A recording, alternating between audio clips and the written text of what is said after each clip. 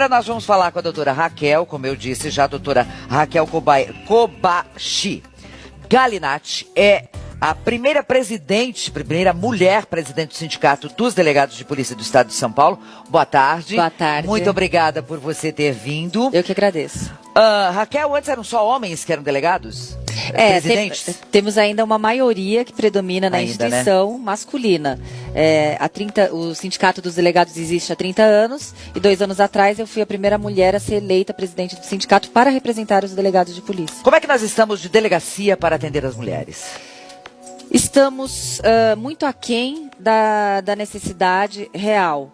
O estado mais rico da federação, estamos falando do estado de São Paulo, não dá estrutura para que possamos atender nem as delegacias de atendimento comum, o que dirá as especializadas. Quantas delegacias especializadas atendimento à mulher nós temos? No estado de São Paulo temos 133 delegacias especializadas voltando para a proteção da mulher vítima de violência doméstica. E aqui na capital? Aqui na capital nós temos na Grande São Paulo 16 delegacias especializadas e na cidade de São Paulo temos 9 delegacias.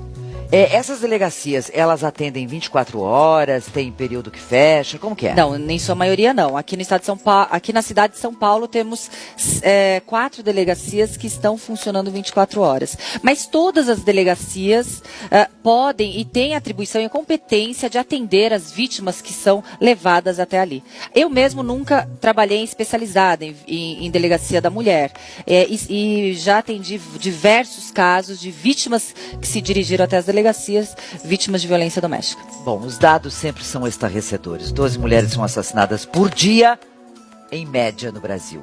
12 por dia. Uma mulher assassinada a cada 2 horas. Um estupro a cada 11 minutos. 164 estupros por dia. A gente tem de ler esses dados porque a gente não consegue decorar, sabe? 74%, estamos acima, 74% da média mundial de assassinatos de mulher. 5 espancamentos a cada 2 minutos. Nos últimos 12 meses, 1.600.000 mulheres foram espancadas. 22 milhões passaram por algum tipo de assédio. 42% em ambiente doméstico. 530 mulheres acionaram a Lei Maria da Penha por dia, 22 por hora. A fonte é o Anuário Brasileiro de Segurança Pública. São dados reais e são estarrecedores. Como é que se vive com dados assim, doutora Raquel? A gente está mostrando imagens e eu percebo, eu estou nessa área já há muitos anos e sempre falando muito, também lutei muito para a implantação de delegacia da mulher na minha cidade, no interior do Paraná, e conseguimos depois de muita luta, mas falta tudo para a delegacia da mulher. Sempre falta, sempre falta, sempre falta. Não tem aparelhamento público adequado. O que está acontecendo? Esse aumento, que é uma coisa descomunal, esse aumento da violência. A violência contra a mulher sempre existiu. Tá. Principalmente em países da América Latina, países machistas e arcaicos, em que predomina o sistema patriarcal e etc., sempre existiu a mulher sendo subjugada e colocada como objeto inclusive de violência. O que ocorre hoje é que estamos dando uma nomenclatura para esses crimes. O feminicídio, que é o estágio mais grave da violência contra a mulher, ele foi alcunhado a partir da década de 70, quando houve um grande número, um grande volume de violência contra a mulher, principalmente na cidade de Juarez, no México, em que as mulheres, elas eram assassinadas, primeiro elas eram subjugadas, elas ficavam em cárcere privado, torturadas, depois elas eram assassinadas e colocadas expostas em praça pública mutiladas, sem os seus seios, sem os seus olhos. A partir desse momento criou-se um movimento mundial e lá no México se iniciou esse termo, feminicídio, que é um termo, uma nomenclatura que se dá para o assassinato contra as mulheres. Somente pelo fato da mulher ser mulher, o assassinato de gênero. Você acredita que com todo esse aparato hoje que nós temos, essa questão da Lei Maria da Penha, o feminicídio, a gente está conseguindo diminuir ou não? E em contrapartida, as mulheres estão se sentindo mais protegidas, por isso essa violência parece que é maior, Mas é porque está se denunciando mais? Está se denunciando mais, sim. Temos uma visibilidade maior, uma maior informação. Por exemplo, esse programa está dando visibilidade, acesso à informação daquelas mulheres que muitas vezes acham que é comum serem vítimas de violência. As violências iniciam como violências pequenas, verbais, violências físicas, até no estágio mais grave, que é o feminicídio. Então, existe uma conjuntura, sim, de acesso à informação, que aquela mulher que é vítima, que sempre achou comum ser vítima de violência, aliás, nunca se considerou vítima, achou que a situação era normal e comum, né? Hoje não. Hoje as mulheres sabem, têm acesso a essa informação, que isso não é comum. Apesar da cultura ainda estar muito enraigada, a cultura muito arcaica que vivenciamos nos países da América Latina, sabemos hoje que temos mais acesso à informação para poder denunciar. E, obviamente, o rol, o leque de proteção, inclusive no âmbito da legislação, aumentou. Por exemplo, o feminicídio aqui, hoje no Brasil, é um crime hediondo, é um homicídio qualificado. Ele está no rol de crimes hediondos. E a pena chega de 12 a 30 anos. Existe agora uma maior visibilidade, também uma maior rejeição da própria sociedade. Hoje as pessoas não se quedam caladas, inertes. Não querem mais. A Polícia Civil do Estado de São Paulo é uma das melhores polícias da América Latina, mas graças ao comprometimento e à competência daqueles policiais que integram, não por estrutura ou investimento do governo. E eu não estou falando do governo atual, estou falando também do governo atual e dos governos que passaram aqui no Estado de São Paulo ao longo desses mais de 20 anos. Não se deu estrutura para que a Polícia Civil possa trabalhar de acordo com a sua potencialidade. Muitas vezes nós nos deparamos limitados e até mesmo impedidos de poder exercer as nossas atribuições. Por exemplo, temos um déficit aqui no Estado de São Paulo que supera 14 mil policiais. Há necessidade, sim, de abertura. Faltam 14 mil policiais. Há necessidade de abertura de delegacias especializadas para que ampliemos o rol de proteção contra essas mulheres que são vítimas. Porém, o que está se fazendo na realidade, na prática aqui no Estado de São Paulo, é simplesmente retirar policiais de delegacias onde já não tem policiais e colocar em outras delegacias especializadas. Está, na realidade, se mascarando o problema. O problema ele tem que ser combatido de frente, com competência e seriedade. Não podemos enganar a sociedade nem a população. Então, há necessidade de abertura de concursos, de investimento na Polícia Civil, para que possamos ter estrutura, sim, para poder efetivamente combater essa violência. Não adianta remanejarmos policiais. Você diz que a gente está vivendo uma bela de uma maquiagem. Exatamente. Estamos vivendo uma bela de uma maquiagem. Na realidade, o público não tem ideia qual é. Infelizmente, no Estado de São Paulo, que é o estado mais rico da federação, não dá essa estrutura condizente para uma das melhores polícias da América Latina, que é a Polícia Civil do Estado de São Paulo. Bom, se você fala que faltam 14 mil policiais, gente, não é 1.400 nem 140 policiais, são 14 mil policiais. Supera 14 mil policiais. E quando que vamos ter um concurso? Os concursos, existe uma morosidade na abertura dos concursos. O último concurso em que houve aprovação de candidatos foi em 2013. Agora estamos com concursos em andamento, só que não tem só esse problema da morosidade na abertura dos concursos. Existe uma morosidade também na nomeação.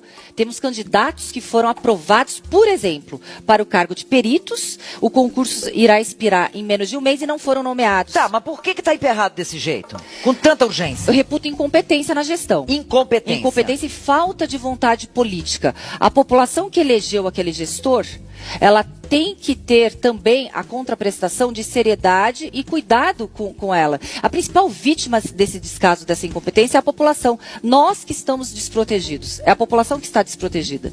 E essa violência, essa criminalidade, cada vez mais aumentando. Temos que ter as mesmas forças para combater o crime, para assim dar a certeza do castigo para aquele que comete o crime. A gente observa, programas policiais são fartos, né? Dessa violência que você está falando. E isso também a gente vê que graça todo dia por conta também do desemprego, o desespero das famílias, enfim, aí é uma outra série de problemas sociais que acabam muita gente não ter essa estrutura familiar e vai para o crime. Começa com pequenos furtos, depois vem o contrabando aqui, vira mula lá e pronto, né? Agora, claro, naturalmente que uma rua em que eu tenho uma polícia, não é possível ter eu às vezes quando escuto ouço políticos falando, governantes e tal, não é possível colocar um policial na frente de da casa do morador. Eu concordo, não dá para ter um policial na frente da casa de cada morador, de nenhuma cidade do Brasil. Tá, mas a gente precisa ter mais gente, e a gente sabe dessa defasagem. Quando você fala de concurso público, a gente sabe que em vários setores nós temos deficiência. Saúde, Educação, segurança. E aonde pega? Pode fazer qualquer pesquisa que você quiser. Qual é a grita maior da população? Saúde, educação e segurança. É isso que as pessoas querem. E uma casa para morar. Que é uma responsabilidade do Estado. Proporcionar saúde, educação e segurança. O Estado não pode se eximir dessa sua responsabilidade. Temos aqui péssimas estruturas para trabalhar aqui na Polícia Civil do Estado de São Paulo. Os salários são os piores salários pagos. Ganha o policial quando ele começa? O delegado de polícia aqui no estado de São Paulo ganha líquido em torno de R$8 mil. R$8.000. E um policial? O policial, ele ganha líquido uns R$3.800. Um salário do delegado de polícia é muito menor do que o salário de integrantes de carreiras de nível médio. Aliás, eu estava vendo ontem uma relação do custo do nosso Congresso. Mais de R$300 mil custa cada deputado. Gente, é uma farra. Eles têm plano de saúde, passagem, né, telefone, eles têm moradia, lógico. Eles têm o que mais? Eles têm gasolina. Não, gente, eu vou mostrar para vocês. Eu acho que eu vou mostrar amanhã. É de cair da cadeira. E aí você não tem dinheiro para contratar mais policial. Claro, é óbvio, a conta não fecha. Aí um policial que sai todo dia, né, e pode não voltar vivo, ganha isso. Os deputados falam assim, não, mas a gente só ganha R$26 mil. Mas junta todos os benefícios que vocês têm, dá mais de 300 mil. Ah, beleza isso, né, gente? Opa! E não bastasse, estão querendo tirar a aposentadoria dos policiais. Ah, tem essa ainda, né? Quando você falou de um jeito de punir mais esse agressor, o meu querido Celso, nosso diretor, separou aqui da Folha de São Paulo, inclusive uma matéria grande, ó. Câmara vê explosão de projetos para combater violência contra as mulheres. E a gente separou. Bela matéria aqui, escrita pela Júlia Zaremba, da Folha de São Paulo, e que eu vou destacar algumas coisas aqui. Para punir mais o agressor. Veto à nomeação do agressor para cargos públicos, achei o máximo. Pena mais dura, excelente. Criminalização de atos. Arma apreendida. Custeio de despesas. Vai pagar a sua própria despesa no processo. Cota para a vítima. Deputados pedem prioridade para mulheres em situação de violência, que sejam abertas vagas para essas mulheres. Prevenção à violência, aulas de luta corporal para estudantes, achei bom.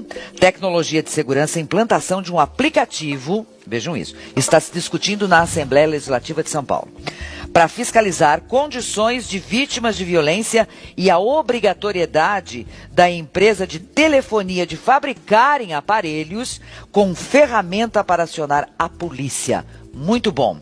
E também tem data de conscientização, estabelecer um dia exatamente para se falar mais sobre isso. Gosto dessas ideias aqui. Gostou, Raquel? Excelente. E temos recentemente a aprovação da possibilidade do delegado de polícia em localidades em que não exista uma comarca, um juiz de plantão, e essa realidade não é aqui no estado de São Paulo, porque no estado de São Paulo temos um juiz de plantão em cada região dos municípios, inclusive dos interiores. Mas em localidades em que não haja uma comarca judicial, o delegado de polícia ele pode sim decretar as medidas protetivas de urgência diretamente. E se falando em violência contra a mulher, é importante falarmos que, de acordo com a Organização Mundial da Saúde, o Brasil fica em terceiro lugar aqui nas Américas como o país mais violento contra a mulher. Ele só perde para El Salvador, Colômbia e Guatemala. Ele fica em quarto lugar. Meu Deus do céu, é muito triste tudo isso. As mulheres devem ligar para onde? 180, se dirigir a delegacias de polícia, a DDMs, as delegacias especializadas de violência contra a mulher e as delegacias de polícia. Se dirigir até ali e imediatamente não se sentir intimidada de denunciar aquela violência. A mulher, a vítima, nunca é culpada pela violência. Muitas vezes existe um constrangimento da mulher em denunciar quando ela mesma é a vítima. Doutora Raquel, muitíssimo obrigada por ter vindo. Eu que agradeço. Bom trabalho. Muito obrigada. Lá.